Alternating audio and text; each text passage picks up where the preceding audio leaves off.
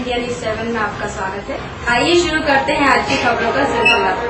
जिला पंचायत अध्यक्षों का 2 दिवसीय सम्मेलन भोपाल में संपन्न हुआ।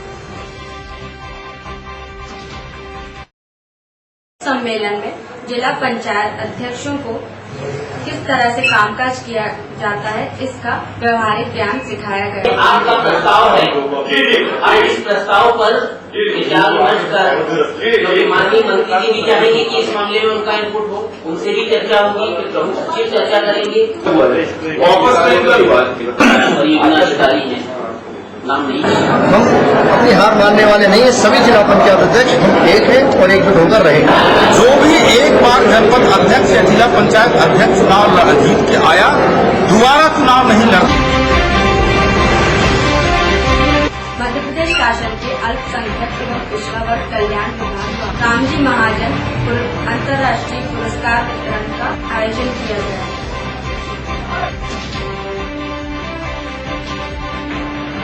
स्वागत उनका होगा, उसके बाद जिनका स्वागत करें हम 16 समाज सेवी हैं। इस कार्यक्रम में मुख्यमंत्री शिवराज सिंह चौहान ने अनेक लोगों का सम्मान किया। मध्य प्रदेश सरकार की कैबिनेट बैठक में अनेक महत्वपूर्ण निर्णय लिए गए। कैबिनेट की महत्वपूर्ण बैठक में उन सभी मध्याह्न भोजन के जो पारिश्रमिक है उसकी दरें बढ़ा दी गई है। वृद्धि आज मध्य प्रदेश सरकार ने की है।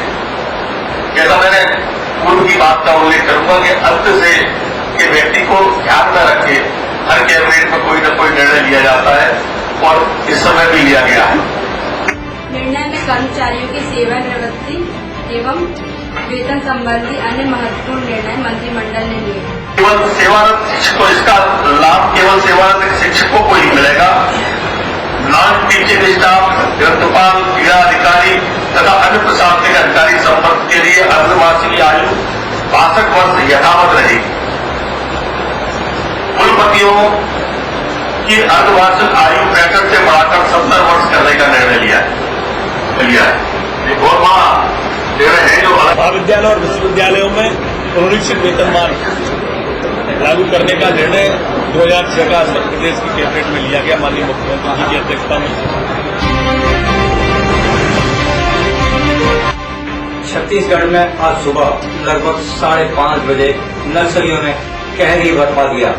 सारे देश और छत्तीसगढ़ की सरकार को इन नक्सलियों ने एक बड़ा हमला बोलकर थर्रा दिया है।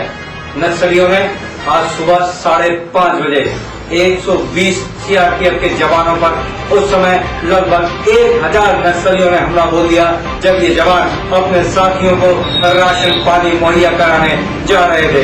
घात लगाकर इन नक्सलियों ने इन पर हमला किया और समाचार मिलने तक 83 जवान अब तक शहीद हो चुके हैं। इसमें सीआरपीएफ के एक असिस्टेंट कमांडेंट भी शामिल है। वहीं एक जवान दंतेवाड़ा का जिला पुलिस बल का भी एक जवान शामिल है।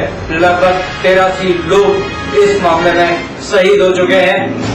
छत्तीसगढ़ में सरकार ने पूरी तरह से हाई अलर्ट कर दिया है। देश के प्रधानमंत्री मनमोहन सिंह ने इस घटना पर दुख व्यक्त करते हुए नक्सलियों की बर्बरकातापूर्ण कार्रवाई से बताया है।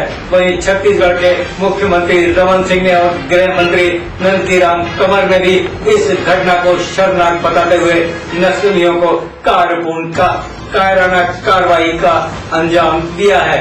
अनेक मीडिया कर्मियों ने इस घटना को कवर किया है। अत्यंत घने जंगल और पहाड़ी के इलाके में ये घटना जब नक्सलियों ने घटित की तो उस समय इन सैनिकों को इस चीज का एहसास भी नहीं था कि ये आज की सर्चिंग उनके जीवन की आखिरी सर्चिंग होगी। देश के गृह मंत्री पी चिदम्बरम ने प्रधानमंत्री की सलाह पर दिल्ली में एक आवश्यक बैठक बुलाई और इस बैठक में नक्सलियों से निपटने के लिए आगामी रणनीति पर अहम निर्णय लिया गया। मैं आपको बता दूं कि आने वाले समय में नक्सलाइट समस्या से निपटने के लिए केंद्र सरकार राज्य की सरकारों को अर्धसैनिक बलों के साथ साथ सेना भी दे सकती है, क्योंकि अब नक्सलियों ने सारे देश में सर उठाकर आतंकवादी गतिविधियों को अंजाम देना शुरू कर दिया है। मध्य प्रदेश और छत्तीसगढ़ में नक्सलियों का कहर आए दिन बढ़ता ही रहता है। बस्तर, बीजापुर और नारायणपुर सहित दंतेवाड़ा, मध्य प्रदेश में बालाघाट, डिंडोरी, मंडला जैसे इलाकों में नक्सली अपनी गतिविधियां करते रहते हैं। मध्य प्रदेश सरकार और छत्तीसगढ़ सरकार सहित केंद्र सरकार इस नक्सली की सबसे बड़ी घटना को लेकर चिंतित है। अब सरकारों को कठोरता से इस बात पर निर्णय लेना चाहिए कि नक्सली गतिविधियों को प्रोत्साहन देने वाले और नक्सलियों को मदद करने वाले जनप्रतिनिधियों, नेताओं और आम नागरिकों के विरुद्ध कड़ी कार्रवाई करना चाहिए। यदि सरकार ये चाहती है कि देश में अमन और शांति हो, निहत्थे लोगों की जान न जाए, तो उसे कठोर कदम उठाना ही पड़ेंगे। देश में जैसे जैसे गर्मी का पारा बढ़ रहा है, उसी तरह मध्य प्रदेश में राजनीतिक पारा धीरे धीरे बढ़ने लगा है। मध्य प्रदेश में भारतीय जनता पार्टी जो सत्तासीन है, उसके संगठनात्मक चुनाव चल रहे हैं। लगभग 26 से 28 जिलों के जिला अध्यक्षों का चुनाव हो गया है और अब 10 या 12 अप्रैल को प्रदेश अध्यक्ष का चुनाव होना है। प्रदेश अध्यक्ष के चुनाव में राज्यसभा सदस्य प्रभात झा और अनेक नेता प्रदेश अध्यक्ष की दौड़ में सम्मिलित हैं। इसमें इंदौर से सांसद सुमित्रा महाजन और वर्तमान में पार्टी के उपाध्यक्ष सिसोदिया सम्मिलित हैं। इसके अलावा 2 वरिष्ठ नेता भी प्रदेश अध्यक्ष की दौड़ में हमें राष्ट्रीय नेताओं के आशीर्वाद से लाइन लगाए हैं। हमारे संवाददाता को प्राप्त जानकारी के अनुसार वर्तमान समय में प्रदेश अध्यक्ष की दौड़ में पूर्व मंत्री और वर्तमान विधायक भी सम्मिलित हैं। अब देखना ये होगा कि भारतीय जनता पार्टी के प्रदेश अध्यक्ष के पद पर किस राजनेता की ताजपोशी होती है। वहीं ये कयास लगाया जा रहा है कि मध्य प्रदेश की पूर्व मुख्यमंत्री और भाजपा की पूर्व तेज तर्राक नेता उमा भारती गोविंदाचार्य की भी कुछ ही दिनों में भाजपा में वापसी होने वाली है और उमा भारती को राष्ट्रीय पद यानी राष्ट्रीय उपाध्यक्ष जैसे महत्वपूर्ण पद पर काबिज किया जाएगा और उनके हाथ में 3-4 राज्यों की कमान होगी। भारतीय जनता पार्टी एक बार फिर हिंदुत्व को लेकर अपना संकल्प दोहरा रही है और खोए हुए मतदाताओं को और हिंदुओं में खोए हुए अपने विश्वास को पाने का प्रयास कर रही है। खबरों में बस इतना ही। आप देखते रहिए इंडिया न्यूज़ 7।